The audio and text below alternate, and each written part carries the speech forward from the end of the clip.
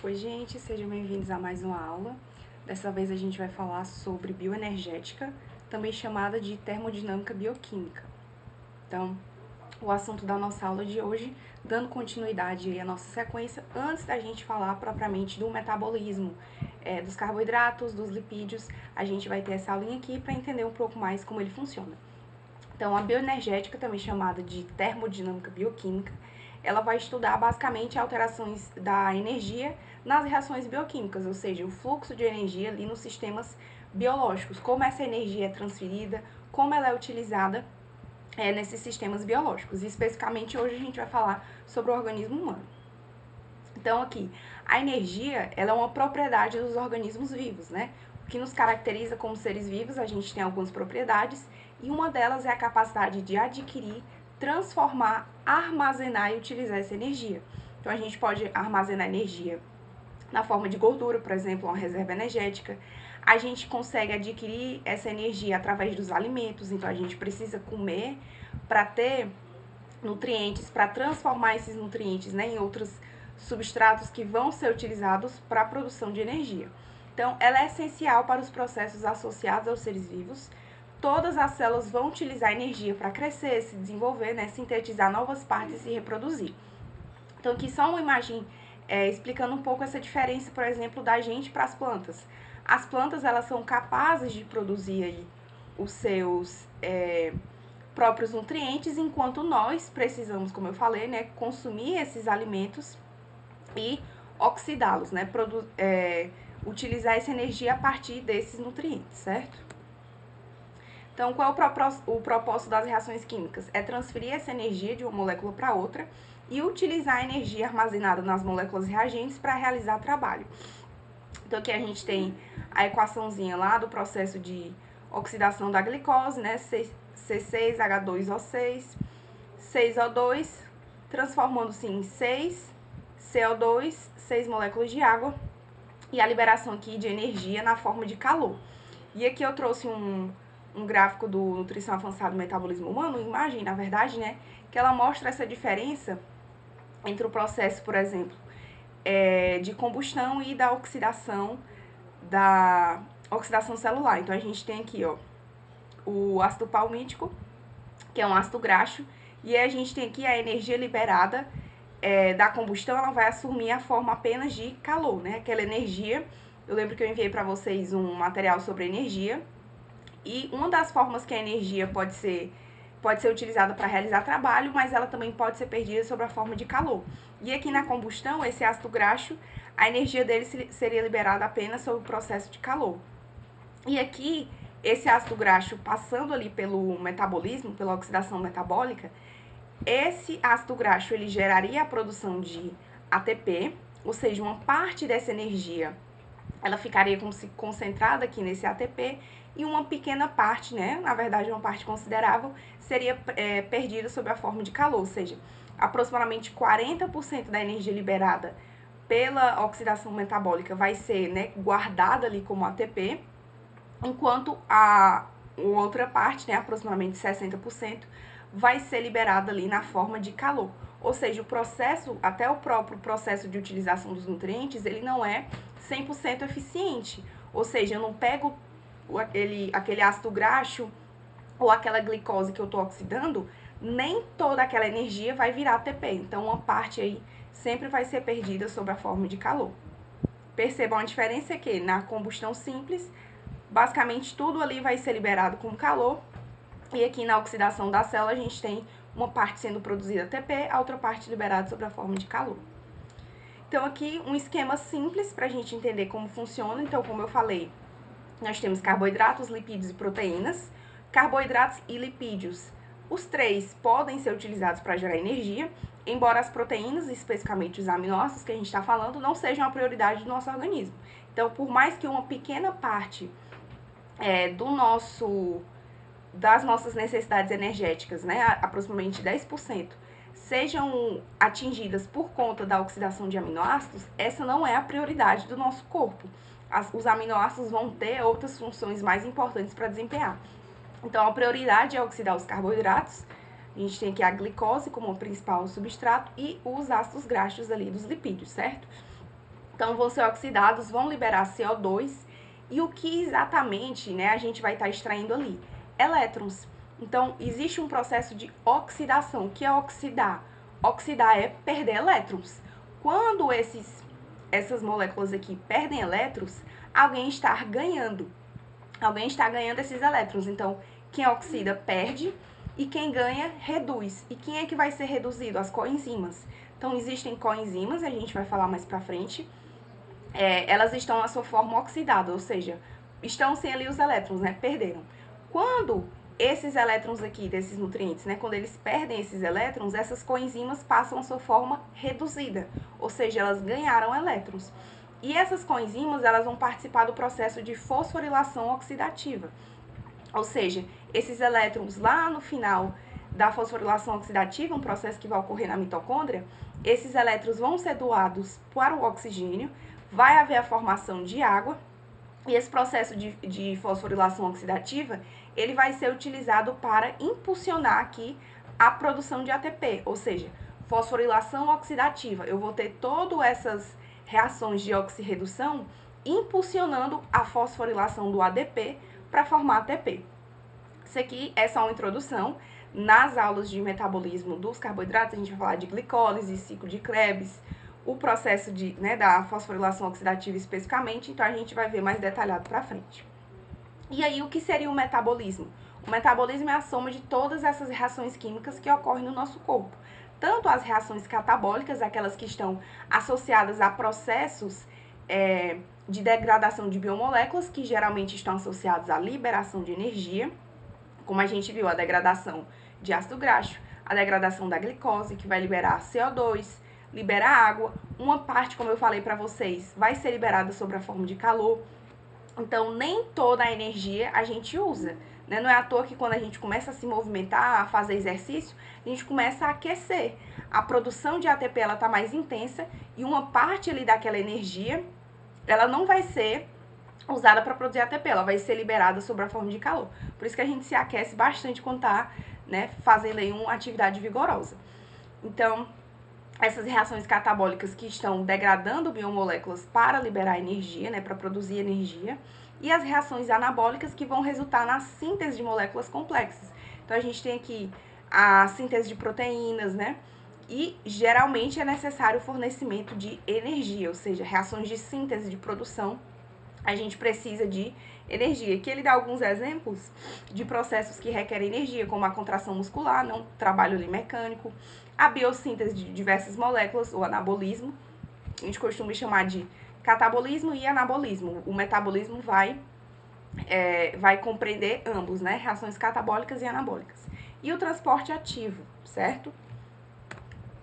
E vamos falar agora das reações exergônicas, endergônicas e a energia livre de Gibbs.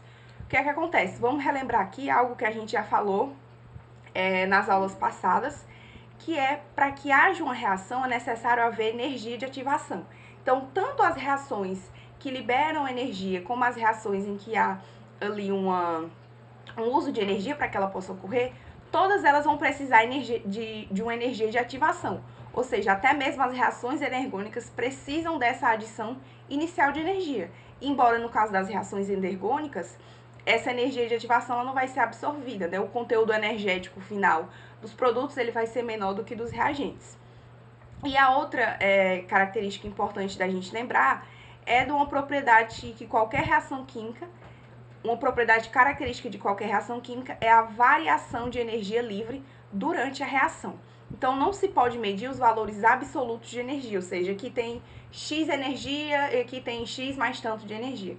Não é possível, mas é possível medir essa variação, ou seja, perceber essa diferença do conteúdo energético que havia no início da reação, ali quando eu tinha só os reagentes, e depois quando eu tenho ali os produtos, certo? Então, relembrando aqui que vocês também já devem ter visto nas aulas passadas, as reações endergônicas, elas vão como se fosse capturar energia, né? Um termo assim não tão técnico, mas muitos livros usam capturar alguma energia, da energia de ativação. E o que é que acontece? O que é o ponto-chave? As reações endergônicas, os produtos, eles vão ter um conteúdo energético maior do que os reagentes. Então, ó, o E e o F aqui são os meus reagentes. Eles iniciaram a reação, só tinha eles no começo. E aí eles tinham um conteúdo aqui X de energia. Teve ali a adição, né, da energia de ativação para acontecer, etc. Uma vez que chegou aqui no pico, né, essa energia começa a decair, mas percebam, o conteúdo energético dos produtos é maior do que dos reagentes. Diferente, ou seja, que é a variação de energia que teve, ou seja, é possível medir essa variação que ocorreu. Diferentemente da reação isergônica, em que a gente tem a energia de ativação, né, existe aqui um aumento do conteúdo energético, mas quando chega aqui no pico, esse conteúdo energético ele começa a decair e os meus produtos eles vão ter um conteúdo energético menor do que os reagentes. Ou seja, reação isergônica existe uma perda de energia e na reação endergônica existe um ganho de energia, certo? E aí, o que é essa energia livre? Que é justamente aqui é o que a gente está falando, a variação líquida da energia livre. A energia livre é a porção de energia de um sistema que pode realizar trabalho em uma condição específica. Qual é? Quando a temperatura e a pressão são uniformes em todo o sistema. Então, energia livre é aquela energia do sistema que eu posso usar para realizar trabalho, só que eu preciso da temperatura e da pressão constante, uniforme em todo o sistema, como é o caso de uma célula viva. Relembrando para vocês, não é possível medir os valores absolutos, e sim a variação da energia. Então, por isso que a gente vai falar da variação da energia livre de Gibbs, né, o ΔG, que vai informar sobre a espontaneidade de uma reação. Então, vamos lá, o que é essa reação espontânea? Que é o mesmo que a gente estava falando da reação isergônica. Ou seja, é aquela reação que vai liberar energia. Só que um erro muito comum é as pessoas acharem que, por conta desse nome espontâneo, a reação, ela, uma vez que os reagentes eles estão ali, ela vai acontecer de imediato. E não é assim. Reação espontânea quer dizer que, se aquela reação ocorrer, vai ter liberação de energia. Pronto. Ou seja, não significa que ela vai ocorrer imediatamente, mas sim que, quando ela ocorrer, se ocorrer, vai ter liberação de energia. O conteúdo energético dos produtos vai ser menor do que o conteúdo energético dos meus reagentes, que foi o que a gente viu aqui nessa imagem, certo? E aí ele mostra aqui, ó, eu gosto desses livros porque muitos deles trazem exemplos que facilitam bem o entendimento. Então ele fala, ó, a transformação de diamante em grafite, por exemplo, é espontânea. Porque quando ocorre, libera energia. Ou seja, é espontânea porque se eu tiver o diamante, do nada ele vira grafite? Não, é espontânea porque quando ocorrer, vai liberar energia. E, no entanto, os diamantes são bastante estáveis. Ou seja, é raro a gente ter alguém já ter visto um diamante, mas ninguém nunca relatou de estar aqui com um diamante na mão e de repente ele virou grafite. Então, por mais que essa reação seja espontânea, ou seja, ela é favorável de acontecer, ela não está ocorrendo. Mas no dia que ocorrer, no dia que esse diamante por algum motivo virar grafite, essa reação vai liberar energia. E ele traz exemplo também da glicose, ó, é possível manter glicose em contato com o oxigênio sem que ocorra oxidação do açúcar em tempo mensurável. A reação de oxidação de glicose por oxigênio é espontânea, ou seja, ela libera energia, ela é favorável, mas a sua velocidade é praticamente igual a zero. Por que ocorre no nosso corpo, né? A gente consegue oxidar bem glicose, porque a gente tem enzimas, tem todo um contexto favorável. Tranquilo? E o contrário que a gente já viu, o endergônico, ou não espontâneo. Em contraposição às espontâneas, as transformações que ocorreriam, teoricamente, com um estado de energia maior do que o estado inicial, ou seja, o meu produto, ele tem um conteúdo energético maior do que o meu reagente. Elas vão ser chamadas de endergônicas. Mais uma vez, foi o que a gente viu aqui, certo? Ó, o conteúdo energético final maior do que o inicial. São reações que praticamente não ocorrem, elas não vão ocorrer. Só que na prática, um processo endergônico ele pode acontecer, só que ele não vai ocorrer de forma independente, ou seja, vai existir um acoplamento de reações espontâneas com reações não espontâneas, tranquilo? E aí aqui, ó, a espontaneidade de uma reação vai depender do quê? Dos compostos que a constituem, da sua concentração e da temperatura. Ou seja, eu posso ter, como a gente viu aqui, uma reação espontânea que não ocorre. Então, ele fala aqui, né, da glicose em contato com o oxigênio, que depender do contexto de onde estiver essa glicose, ela pode não acontecer. O diamante se transformando em grafite é espontâneo, mas você não vê diamante se transformando em grafite. Então, a espontaneidade da reação vai depender dos compostos, da concentração desses compostos e da temperatura ali daquele sistema. E vale lembrar que os termos exergônico e endorgônico, que era o que a gente estava tratando, eles são mais utilizados para indicar que o processo é acompanhado pela perda ou ganho de energia livre em qualquer forma. Isso aqui é importante. Não necessariamente como calor. Então, naquele material em PDF que eu enviei para vocês sobre energia, tinha lá explicando que a energia, muitos livros trazem essa definição como energia sendo a capacidade de realizar trabalho, mas nem sempre a energia vai ser utilizada para... vai ser possível de que aquela energia seja utilizada para realizar trabalho. Deixou de ser energia? Não. O que é que isso quer dizer? Que parte da energia, né, existe um tipo de energia que pode realizar ali trabalho, mas às vezes essa energia, por exemplo, vai ser perdida por meio do processo calor. Então, exergônico e endorgônico é o termo específico para indicar que esse perda ou ganho de energia não necessariamente vai ocorrer como calor, ele pode ocorrer em qualquer forma, certo? E aqui falando da questão da variação de energia, como eu disse para vocês, qualquer reação química, né, as reações elas vão apresentar diferentes valores de ΔG, que é essa variação da energia livre de Gibbs. Por quê? Por causa disso aqui que a gente falou. Vai depender dos compostos, vai depender da concentração, vai depender da temperatura. Se eu mudo isso aqui, eu estou mudando o valor da variação de energia.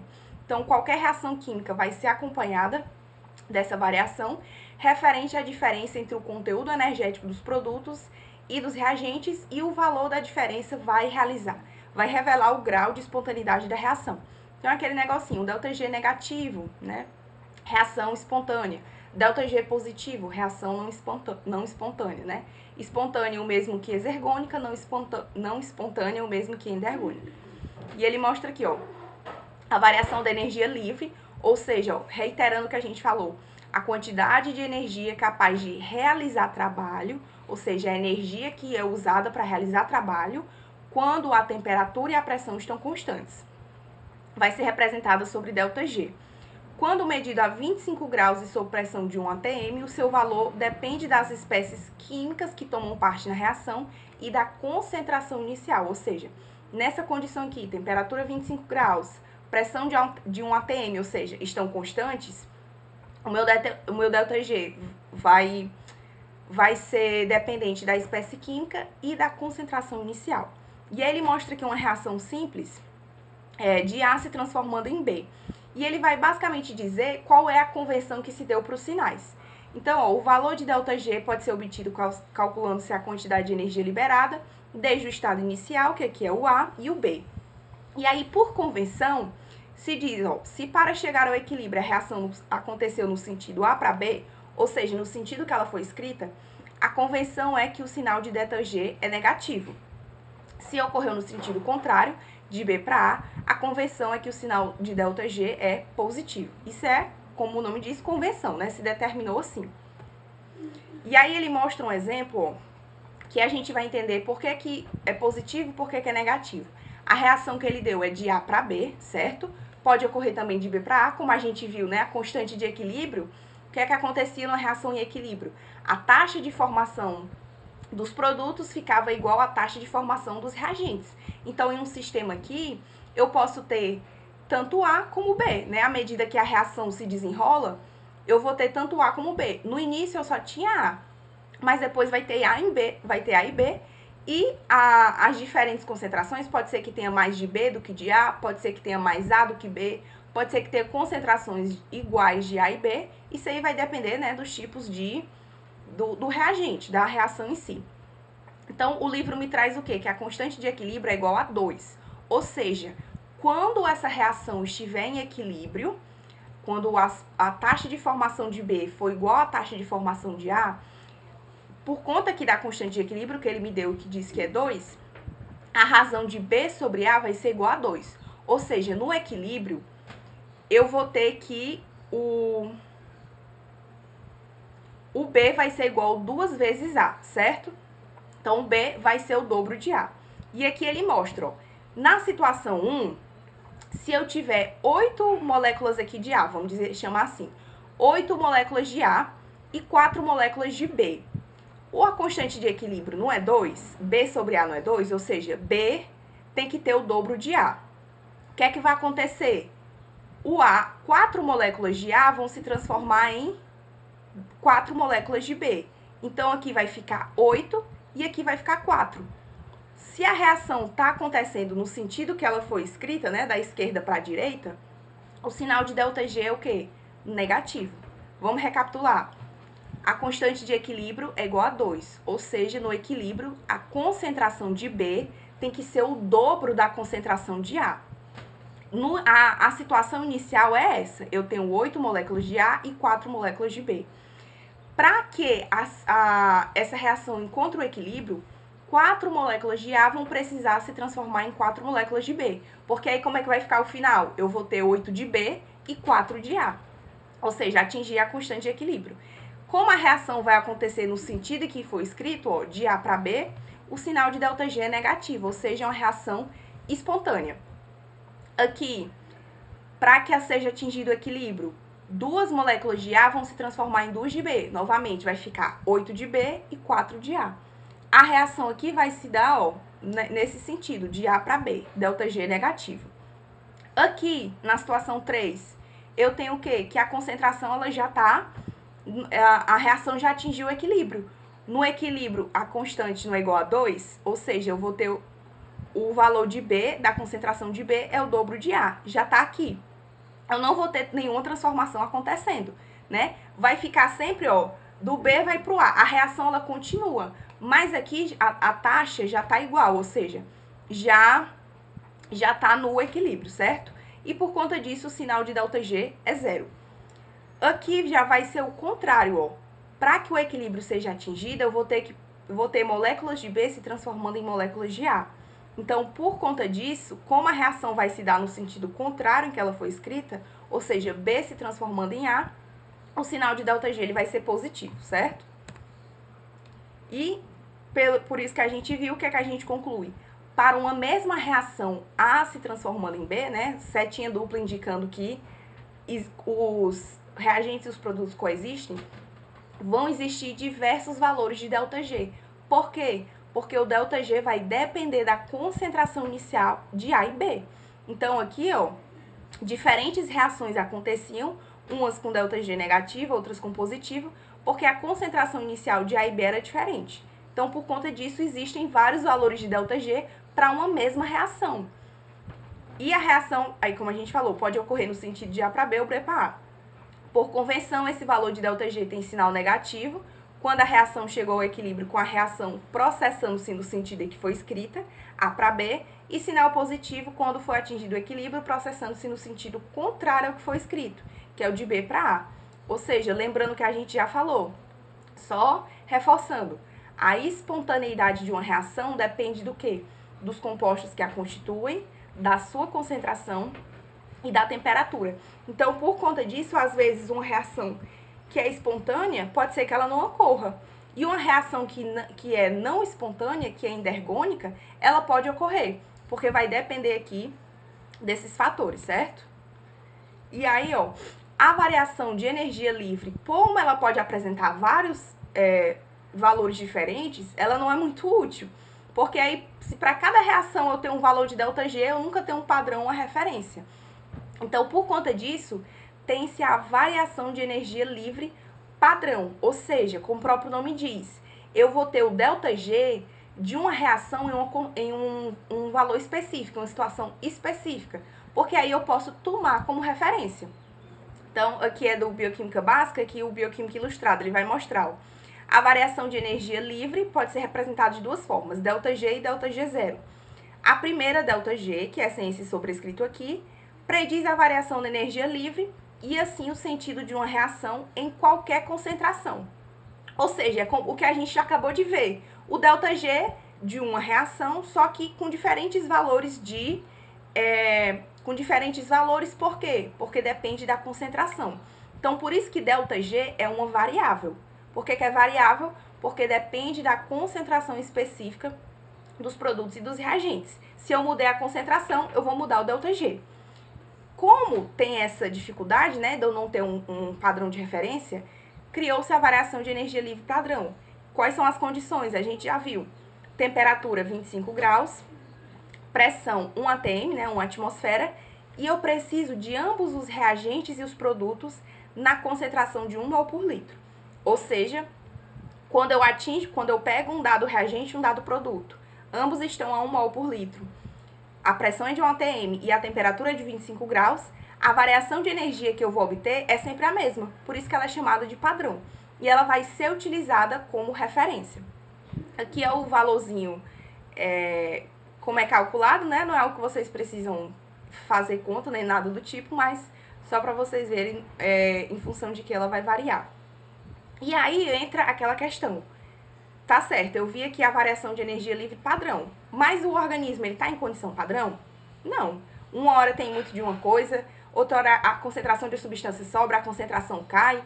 Então, não existe esse negócio de condição padrão no nosso corpo, né? Obviamente que nós temos aí uma temperatura específica para trabalhar, o pH específico em determinadas partes do nosso organismo, mas quando a gente está falando de substratos, por exemplo, tem uma hora que a concentração de glicose na célula, a concentração de glicose no sangue está alta, outra hora está baixa. Então, isso aí vai mudando, certo? E a diferença entre as condições padrão e não padrão vai explicar como uma reação com resultado positivo de ΔG, aqui eu botei repetir 2 vezes, ó, podem explicar como uma reação tendo um ΔG positivo pode ocorrer como se fosse uma reação isotérmica. Foi o que eu acabei de falar para vocês. A reação, por mais que ela seja espontânea ou não espontânea, isso aí não vai determinar se ela vai ocorrer. A gente viu o exemplo lá do diamante virando grafite. É espontâneo, mas você não vê ocorrendo com frequência, né? Diamante virando grafite.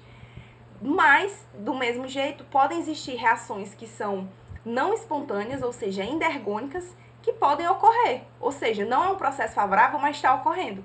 Por quê? Por causa disso aqui que a gente falou. Essa espontaneidade depende desses 3 fatores. Se eu altero eles, eu posso fazer com que a minha reação funcione. E é o que a gente vai ver aqui, ó.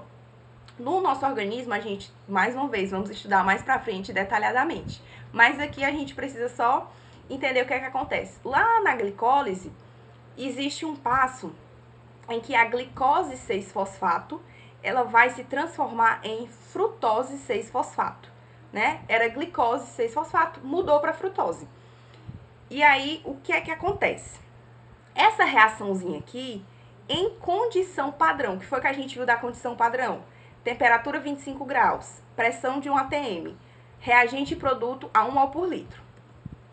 Quando eu tenho a concentração padrão, olha só o que é que acontece. Qual é o ΔG? O ΔG, a variação de energia livre padrão, é mais 0,4 quilocalorias por mol. Ou seja, a reação, ela não, se a nossa célula tivesse uma condição padrão, não haveria glicose 6-fosfato se transformando em frutose 6-fosfato. O sentido seria o quê? Frutose 6-fosfato formando glicose 6-fosfato. Ou seja, a predominância dessa reação aqui, ó, o B se transformando em A. Como tá no sentido contrário, o valor é o quê? Positivo. Só que é isso que acontece no nosso organismo? Não tem condição padrão ali, no que tange aqui as concentrações de glicose dentro da célula. O que é que acontece de fato no nosso organismo? A concentração de glicose vai estar em uma condição de não equilíbrio. Ou seja, olha aqui o valor da concentração de glicose 6-fosfato, 0,9 mols por litro, que é um exemplo. Olha o valor da concentração de frutose 6-fosfato, 0,09 mol por litro. Quem é maior? 0,9. Ou seja, a concentração de glicose 6-fosfato é muito maior do que a concentração de frutose 6-fosfato. Então, quando existe essa alteração na concentração, o que é que acontece? A reação de glicose 6-fosfato se transformando em frutose 6-fosfato, ela se torna favorável. Ela vai se tornar o quê? Como se fosse uma reação espontânea. Em condição padrão, não era isso que ia acontecer. A reação era endergônica, era não espontânea. mas devido a que a concentração de glicose 6-fosfato ser muito mais alta, a reação ela vai se deslocar nesse sentido, de glicose 6-fosfato se transformando em frutose 6-fosfato. Ou seja, o ΔG ele vai ficar o quê? Negativo. E ele fala, ó, uma reação com ΔG positivo pode ocorrer no sentido direto, ou seja, ó, aqui ela estava ocorrendo no sentido contrário, indireto. Mas ela pode ocorrer no sentido direto se a razão entre produtos e reagentes for suficientemente pequena. Ou seja, o meu reagente B aqui, ele é muito menor do que o A. E se a razão dos reagentes para produtos for muito grande, né? Vice-versa. De modo a tornar o ΔG final negativo. Ou seja, por que isso acontece, né? O que é que pode estar acontecendo aqui? À medida que a glicose 6-fosfato está se transformando em frutose 6-fosfato, a frutose 6-fosfato ela já se transforma em outra coisa. Então, tem muita glicose ali entrando na célula, essa glicose está sendo fosforilada, e à medida que ela vai se transformando em frutose 6-fosfato, rapidamente essa frutose 6-fosfato se transforma em outra coisa. Ou seja, assim é como se a concentração de frutose 6-fosfato vai estar sempre mais baixa do que a glicose 6-fosfato. Então, essa reação ela consegue acontecer como se fosse uma reação exergônica, como se fosse uma reação espontânea, o que não aconteceria em uma condição padrão. E aqui na condição de equilíbrio, a gente tem o quê? Que, de novo, o equilíbrio, a taxa de formação de produtos é igual a dos reagentes. Então, fica sempre assim, forma pra cá, forma pra lá, forma pra cá, forma pra lá. Eles já estão em equilíbrio. A reação, ela continua acontecendo, mas a gente não tá vendo mais ali uma mudança. Porque a velocidade é igual para formar um e outro. E no equilíbrio, ó, a concentração de glicose 6-fosfato, ela é maior do que a concentração de frutose 6-fosfato, certo? Então, aqui para vocês entenderem que, por mais que a gente defina, né, reação espontânea, reação não espontânea, isso aí vai depender da concentração da célula, vai depender aí de condições específicas, né? O que acontece em condição padrão não traduz o que vai acontecer numa condição de não equilíbrio, que é como aqui a gente viu no caso do nosso organismo. E aqui, ó, o ΔG vai variar em função, né? Vocês já devem ter visto essa fórmula, ΔG é igual ao ΔH, variação na entalpia. A entalpia muitas vezes definida como conteúdo de calor do sistema. E a temperatura e a variação na entropia. Não vou me atentar muito aqui na entropia, porque está naquele outro material, mas melhor traduzida como essa expressão de aleatoriedade ou desordem de um sistema, certo? E aí, lembrando, ó, ΔH não prediz se uma reação é favorável, ΔS não prediz se uma reação, e o ΔG prediz, mas lembrem-se, né? Quando a gente está falando de condição padrão, a gente tem um ΔG padrão. Em condição de equilíbrio, aquela reação que, por exemplo, é não espontânea, ela pode ocorrer por conta aí das condições específicas, certo? E aí, de novo, ó, de modo geral, isso aqui eu coloquei, não sei se está no outro material, mas muitos livros vão trazer a questão da entropia, né, como desordem, mas ele pode ser melhor entendido como aleatoriedade e possibilidade, certo? E a segunda lei da termodinâmica afirma que a entropia do universo aumenta durante todos os processos químicos e físicos. Embora o aumento de entropia ele não ocorra necessariamente no próprio sistema, a entropia do universo ela está aumentando, certo? Aqui a mesma coisa que a gente já falou, mas eu trouxe o recorte de um outro livro, dessa vez o Bioquímica Ilustrada. Talvez, né, a gente vendo de mais de um material ajuda, mas é a mesma coisa. ΔG negativo, perda líquida de energia, reação é dita exergônica. ΔG negativo quer dizer que está indo no sentido de A para B. ΔG positivo, A ganho líquido de energia, a reação é dita endergônica, a reação está ocorrendo de B para A. E ΔG igual a zero quer dizer que os reagentes e os produtos estão em equilíbrio, certo? E para finalizar a nossa aula, falando sobre o ATP, né? O ATP é um nucleotídeo que consiste em um nucleosídeo adenosina, então a gente tem aqui a adenina ligada à ribose e 3 grupos fosfato. Lembrando aqui que o ATP ele vai atuar como complexo de magnésio, né? Então o magnésio ele vai estar aí complexado esse ATP. Mais uma vez reiterando aí a importância dos minerais e também, como a gente já viu, das vitaminas em diversos processos do nosso organismo. Esses nucleotídeos são biomoléculas que desempenham um papel importante na transferência de energia e também na informação. Então, aqui só outra ilustração, o grupo fosfato, aqui no caso do ATP são 3, né? A base nitrogenada, e aqui a gente tem uma pentose, que no caso é a ribose.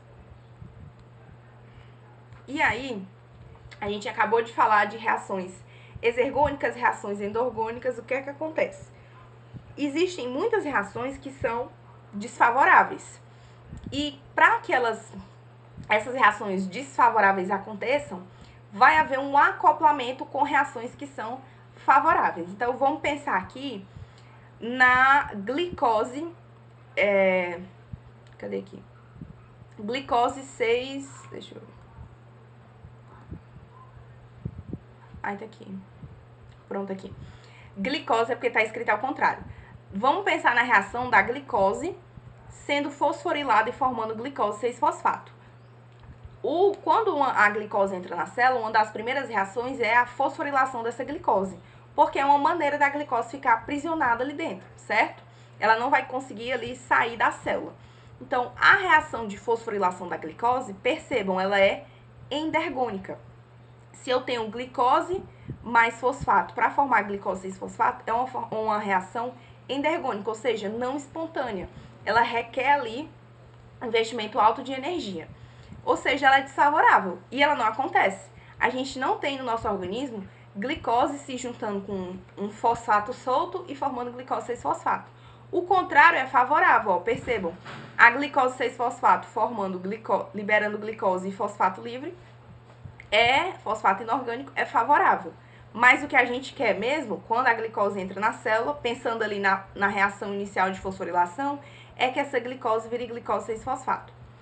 Olhando aqui para o lado, a gente tem a reação de hidrólise do ATP, né? A quebra ali da molécula de ATP, em que eu tenho o ATP se transformando em ADP e fosfato inorgânico. E é uma reação, ó, ΔG o quê? Negativo, é uma reação espontânea, é uma reação favorável. O que é que acontece no nosso corpo? Acoplamento de reações. Ou seja, ao invés de, né, no lugar de eu ter ali glicose se juntando com fosfato inorgânico para virar glicose 6-fosfato, o meu ATP, ele vai doar esse fosfato inorgânico para a glicose e formar glicose 6-fosfato. E percebam, somando aqui, né, como se fossem os valores de energia, ó, menos 7.300 mais 3.300, o ΔG final dessa reação fica negativo. Ou seja, por mais que eu tenha ali um processo desfavorável, através desse acoplamento de reações, o processo final ele se torna favorável. Então, o ΔG final da reação fica negativo, e aí eu tenho ATP se transformando em ADP, e a minha glicose foi fosforilada. Ok? E aí, um adendo importante, a gente já está no finzinho da aula. A hidrólise do ATP, geralmente alguns livros trazem como se fosse essa reação aqui, ó. Eu tenho o glutamato, aí o glutamato vai se juntar aqui com o NH3 para formar a glutamina. É uma reação que precisa de energia. O que é que parece quando eu vejo aqui essa reação? Parece que o ATP, né, foi hidrolisado, se transformou em ADP e fosfato inorgânico, e a energia que liberou foi usada para transformar esse glutamato em glutamina. Só que não é assim. Quando o ATP ele é hidrolisado, esse fosfato inorgânico ele vai ser doado aqui para essa molécula. E depois é que ele vai ser como se fosse, né, expelido. E aí aqui vai ficar o NH2 aqui. Ou seja, é um erro comum achar que a hidrólise do ATP, ela libera energia, né? A energia, ela libera energia, mas aquela energia ali é liberada sob a forma de calor. Ou seja, ela não pode impulsionar um processo químico. Então, existe sim liberação de energia? Existe, só que é sobre a forma de calor. E o que é que acontece? Não é a energia do ATP que está impulsionando ali toda uma transformação. Não, na verdade, o ATP, ele doa um grupo fosfato, aqui ele está mostrando, ó, uma reação de 2 etapas, que é o que acontece. E uma vez que esse fosfato inorgânico se ligou àquela célula, aí sim aquela molécula ela está apta a dar continuidade àquela reação. É como se ela tivesse sido ativada e agora aquela reação se tornou favorável. Não é propriamente a energia que foi liberada que impulsionou a reação, porque essa energia foi liberada sob a forma de calor. E aqui mais uma vez, ó, aqui do Langer, o termo ligação fosfato de alta energia, muito tempo utilizada, é incorreto e enganoso, porque sugere que a ligação em si contém energia, né? Parece que tem uma energia ali na ligação. E aí ele fala, de fato, a quebra de todas as ligações químicas requer um fornecimento de energia. A gente já falou sobre isso. A energia livre liberada pela hidrólise de compostos fosfato não vem da quebra da ligação especificamente. Ela resulta dos produtos da reação com menor conteúdo de energia livre do que os reagentes. E aqui que eu coloquei para vocês também lá naquele material sobre energia, fala a mesma coisa, ó. A quebra de ligação não libera energia. Pelo contrário, para quebrar uma ligação eu preciso fornecer energia. Quando a gente está falando, a energia que está armazenada nas ligações, né, como se fosse uma energia potencial, é uma abreviação para a energia potencial que pode ser liberada quando aquelas novas ligações que se formaram, elas vão ter um conteúdo energético menor do que no início, certo? Então, a gente termina essa aula aqui. Essa questão do ATP, né? A maioria dos livros, muitos livros vão tratar como se fosse uma questão de doação de energia mesmo, né? A maioria deles trata, mas é importante vocês terem esse conhecimento. A gente termina essa aula, eu vou mandar esse material para vocês e ao final, aqui depois do slide de referência, eu coloquei mais um adendo para vocês lerem sobre essa questão do ATP, certo? Fica mais como uma curiosidade e um conhecimento a mais, para vocês terem essa noção, né, de que quando se fala de energia as coisas não são tão claras assim, tranquilo? Então, terminamos aqui a nossa aula, eu espero vocês na próxima monitoria.